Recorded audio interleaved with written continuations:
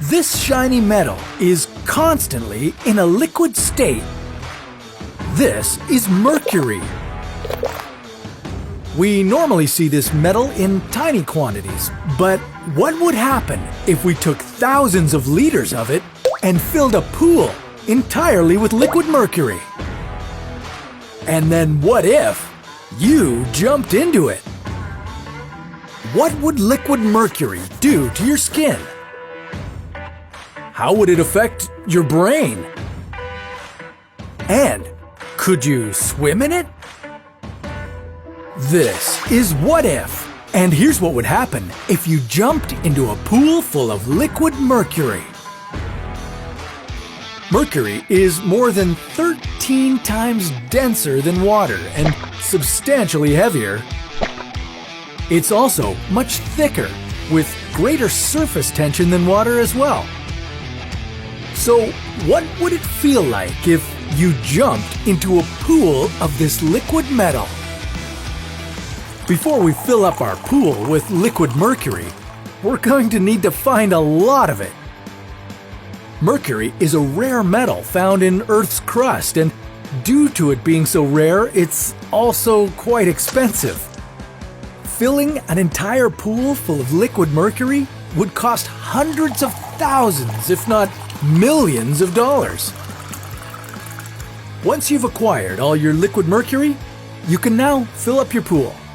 But due to liquid mercury being so much heavier than water, you'd need to make sure that your pool is reinforced to handle such a heavy weight. Okay, that was very time-consuming and expensive, but we finally have our pool full of liquid mercury. And now, it's time to jump in. And as soon as you jumped in, you'd be met with a thud rather than a satisfying splash. Due to the density of the liquid mercury, you wouldn't sink down into the pool. Instead, your feet would be submerged, and that's about it. If you were to dive headfirst into the pool from a 3-meter ladder, then you'd probably get knocked out from the impact of hitting the liquid mercury. But just because you don't get injured from the jump itself, that doesn't mean you'd be safe. Assuming you jumped into the pool with standard swim attire, you wouldn't be wearing any shoes. This means, at first, your feet would be making direct contact with the liquid mercury. This would cause severe burns and irritation. And this would only worsen, as you'd most likely lose balance from just standing on your feet.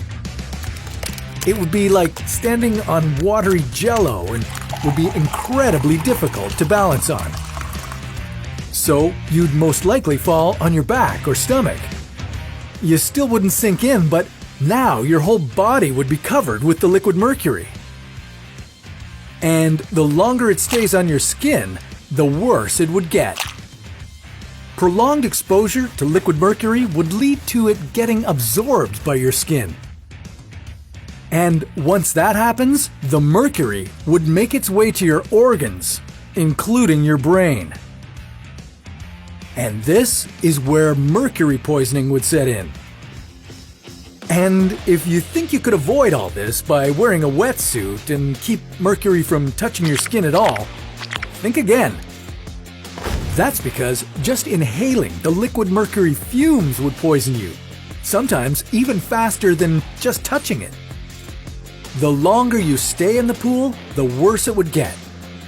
You would start with a headache and you'd start to feel woozy. At this point, you should probably get out of the pool. But even if you managed to survive this long, this much exposure to liquid mercury would stay with you for a long time, if not forever. Over time, the symptoms of mercury poisoning would include speech difficulties, lack of coordination, and even vision loss. And if you didn't manage to get out of the pool, you'd pass out and die from the metal's fumes. Okay, so jumping into a pool full of liquid mercury is a terrible idea, but what if, instead of just liquid mercury, we could turn any metal into a liquid? Well, that's a story for another What If.